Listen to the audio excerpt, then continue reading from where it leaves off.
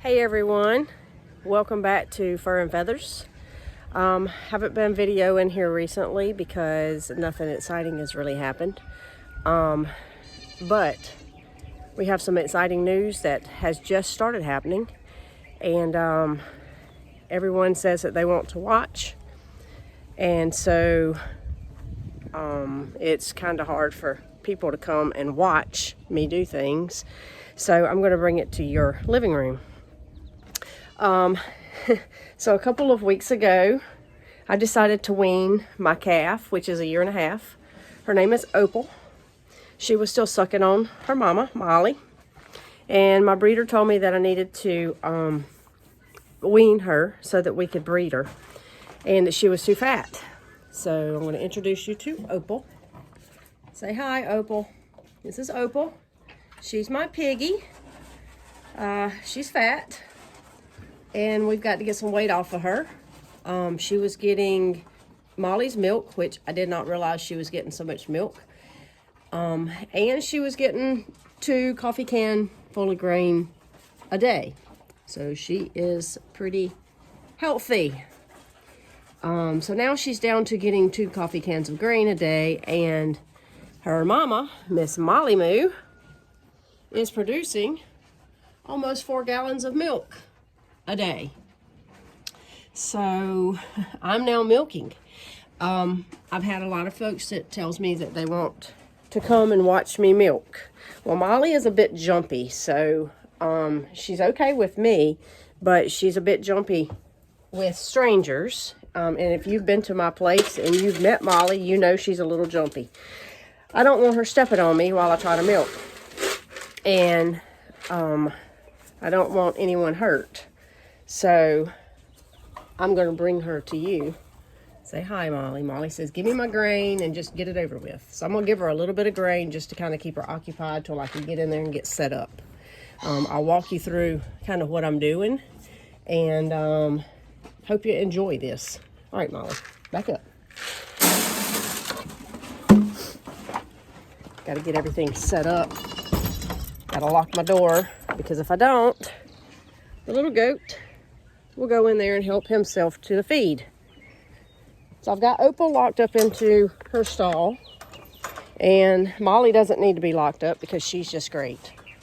Opal is still learning. She's a milk cow in training, but Molly, she's an expert. All right, Molly, coming in behind you, baby. All right, we've got her feed here. We've got a thermos. If you can see, I've got a thermos, and it's got hot soapy water in it.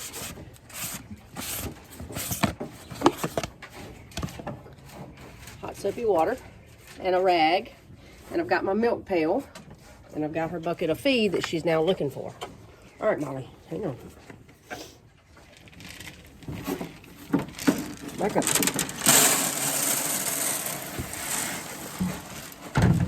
Well, she starts out with 2 gallons of feed. All right, can you move around a little bit? Move on around a little bit. Move on around a little bit. No? Okay. All right. So I'm going to set y'all down right here and let you watch. So I've got my soapy water. And I wash her teats really, really good. Even though I don't milk the back ones, I still do wash. I wash her udder very, very good.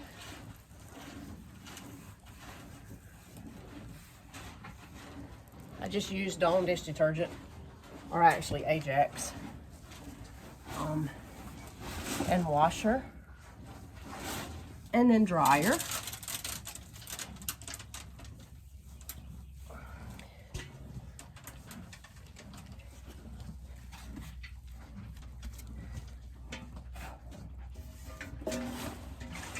Milk pail set up. All right, I'm gonna bring it down kind of close. Hope she doesn't step on my phone. She doesn't normally step, especially with this foot. All right, I keep my bucket handle up. Just in case she picks this back leg up, I can move it. All right, so she's already letting her milk down. So I make the first squirt on the ground and then start milking. The reason I put the first squirt on the ground is because she has anything in the end of her teeth, it goes out, not into my bucket. Try to keep it as clean as I can keep it.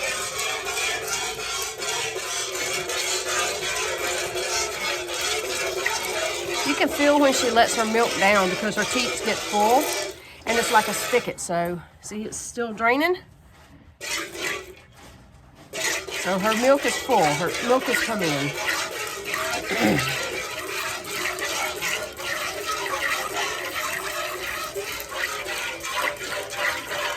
I only milk from the front 2 teats because her back 2 teats are very, very short. And I have to milk with just an index finger and a thumb. Makes it very difficult. Plus her chambers aren't very big, so she doesn't have very much milk in them. She never has. And they dry up pretty well. Bless you, Opal. You just sneezed.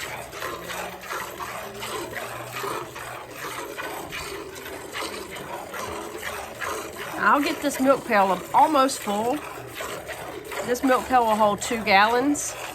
I can milk 2 gallons, but when I do, I slosh it everywhere, so I stop at like 1.5 gallons. And she's pretty relieved at 1.5 gallons, so no problem. I have to milk kind of quick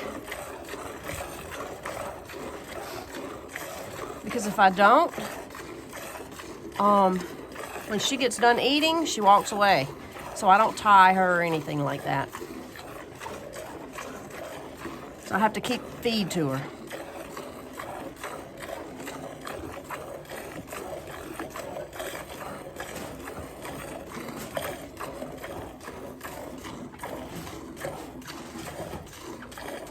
Molly is a Jersey. We don't think she's full Jersey, but I do want to get the genetics testing on her if I can figure out who can do that for me. What they do is they take a hair, I think out of the tail, and they test it to see exactly what is in her, but we're pretty positive she's Jersey. But we're not sure she's full Jersey. So some Jerseys give A1, A2 milk, and some Jerseys give A2, A2 milk. And that's just the proteins in their milk. It's easier on your gut. So if you're lactose intolerant to store-bought milk, chances are you would not be lactose intolerant to this milk.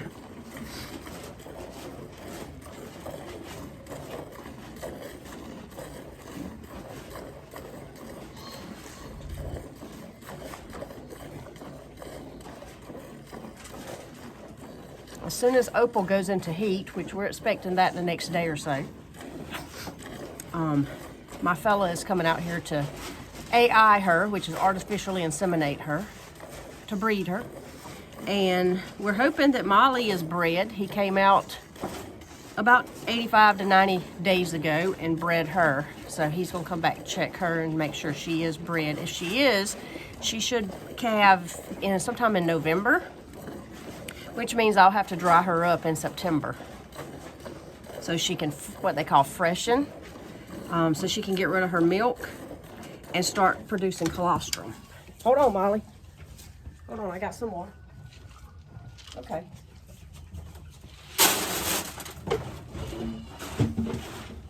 See what I mean? When she's done eating, she expects me to be done milking. I'm not quite done yet.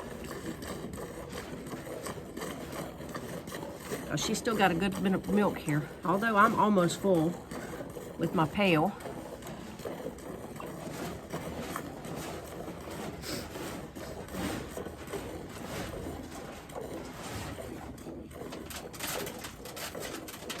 She's a very easygoing cow.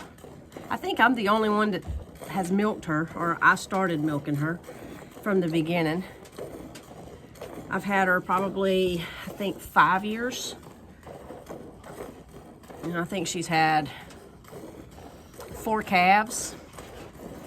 They say you're supposed to breed them back 3 months after they have a calf, but I'm not in the milk dairy business. I wait a while before I breed her back. I mean, Opal is a year and a half. She'll be 2 in October. That's where I got the name from, Opal, because Opal is the birthstone of October. That's how I can remember when her birthday is.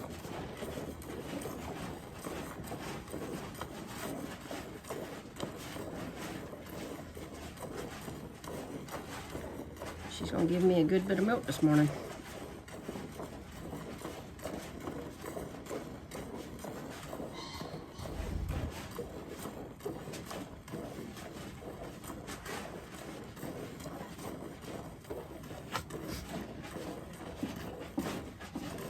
I've relieved her a lot though. She's not leaking when I let go as much.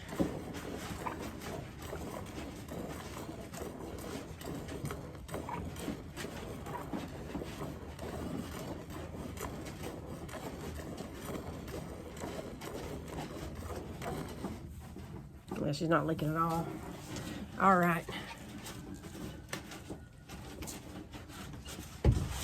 Let me get out of the stall and I'll show you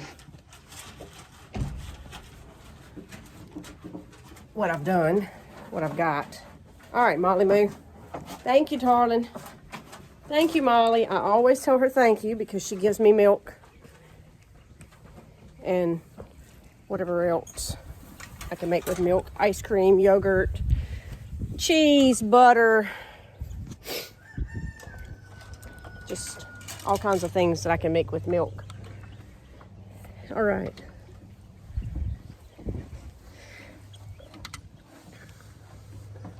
Okay. So, I don't know if you can see, but here's my milk. Now this is cream. I mean, not cream. This is the foam here.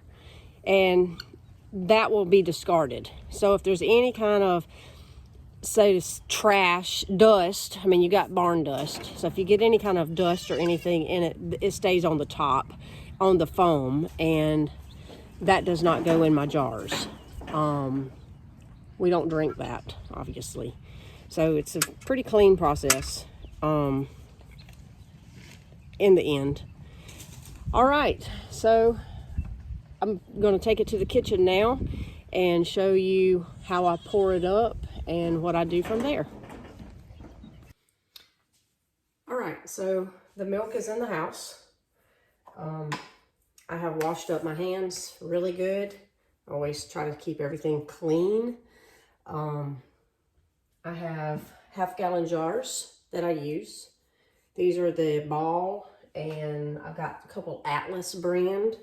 They're the tall, skinny, half-gallon. I need jars. If anybody has any jars locally, please let me know. I'll buy them from you. If you don't have, if you're not locally, then I'll buy them from you, and I'll even pay shipping.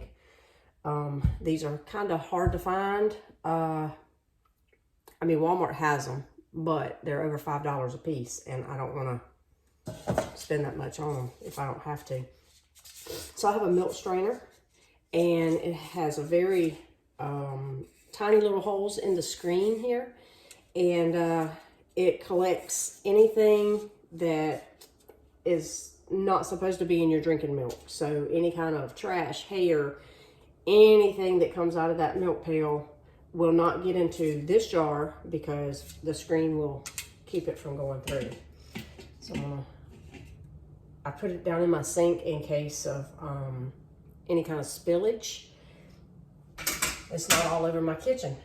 It's just in my sink. So we're just gonna pour, and you may be able to see the foam. It stays on top where I was telling you the dust particles and that kind of stuff. It does not go into the funnel at all.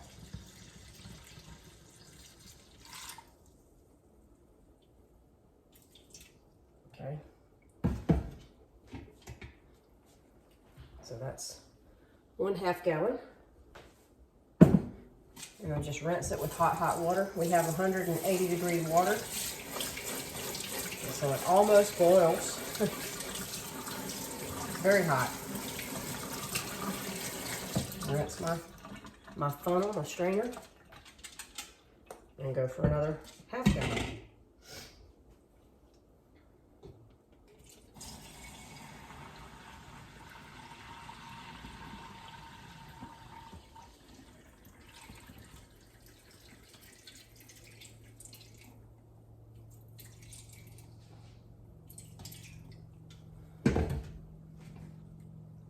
Oh, that got a little full. Pour a little bit out. Another half gallon, so that's a gallon. Looks like I'm gonna get about 1.5 gallons, which is about normal. Like I said, I could have stripped her and got a full 2 gallons, but I end up sloshing out a bunch coming to the house, so I just milk her enough to kind of relieve her as much as I can. All right, it's the last of it.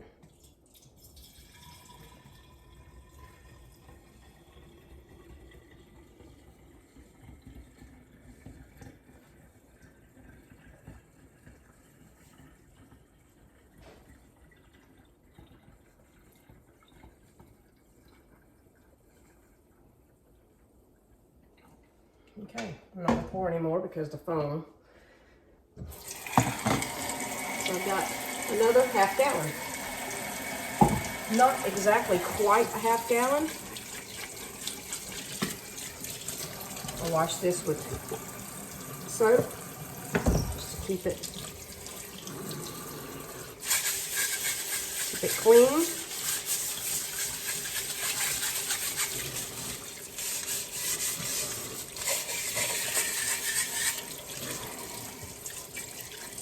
I sterilize my jars in the dishwasher between use, so no bacteria there. I wash the bucket out with very hot water. This water will literally scald you.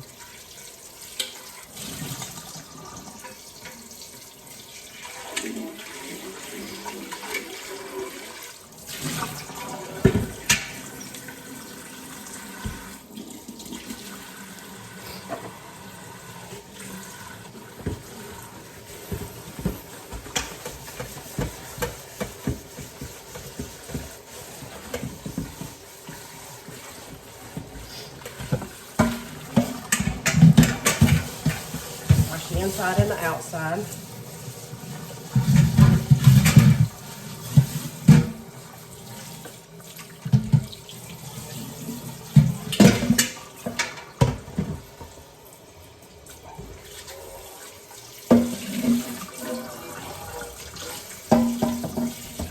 Okay. Bucket is clean for next time. I'll take my lids and grab 2 more lids.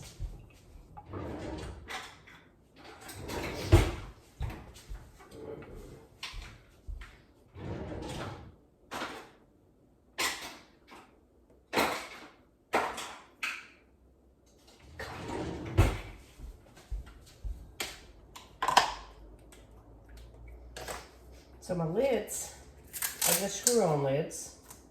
These are new. They haven't been treated yet. So these screw-on lids are just plastic lids you get from Walmart. Got my name on them. And I have a piece of tape across here. I think today is 5/3. So I date my lids so I know when I milked how old this milk is.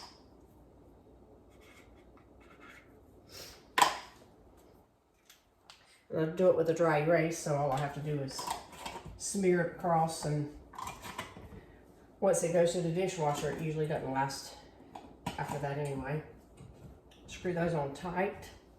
And so what I'm going to do now is put the milk in the freezer for 1.5 hours. And what that does is it chills the milk down very rapidly, and it slows the bacteria down If there's any bacteria there, it'll kill it and keep it from multiplying. So keep that in the freezer for an hour and a half and take it out and put it in the refrigerator. And it also makes it last longer too. So raw milk, typically, if you just take it right now and put it in the refrigerator, it'll last about a week to a week and a half. Once chilling it rapidly, then put it in the refrigerator, it will last actually 2.5, sometimes even 3 weeks. Of course, around here it doesn't last long at all. But anyway, all right, so that's the process of me milking Miss Molly Moo, and from start to finish. Hope you learned something, and y'all have a great day.